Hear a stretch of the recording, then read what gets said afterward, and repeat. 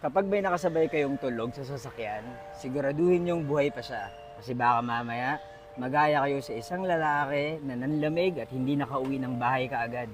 Story time. Isang gabi, pauwi ako at naisipan kong mag-taxi.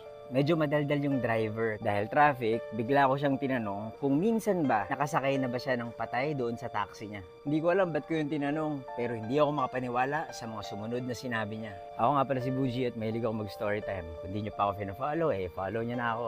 May pumara raw sa kanya na 3 lalaki isang araw sa tapat ng isang ospital sa Quezon City. Ang sabi sa kanya, ibaba raw sila sa Caloocan City. Normal naman daw ang lahat hanggang sa may napansin yung driver. Parang hindi gumagalaw yung isa niyang pasahero. Yung isang lalaki na naka-jacket, sombrero at naka-shades. Nawala yung kaba ng driver kasi sabi ng isang pasahero, natutulog lang daw yung kaibigan nila sa sobrang kalasingan. Nasa Caloocan na sila, nag-request yung isang pasahero kung pwede raw bang ihatid na lang sila sa Tarlac. Magbabayad daw sila ng 14,000 pesos. Pumayag yung driver kasi 14,000 pesos na yun sa isang biyahe. Buong biyahe nila, hindi talaga gumigising yung lalaking naka-jacket. Iniisip ng driver baka lasing na lasing talaga. Pagdating nila sa Tarlac, tinuro ng isang lalaki yung direksyon kung saan sila bababa at pinahinto siya sa isang punerarya. Ito, nagulat yung driver sa sinabi ng isang pasahero, pasensya ka na kuya, hindi ko sinabi pero patay na tong kasama namin.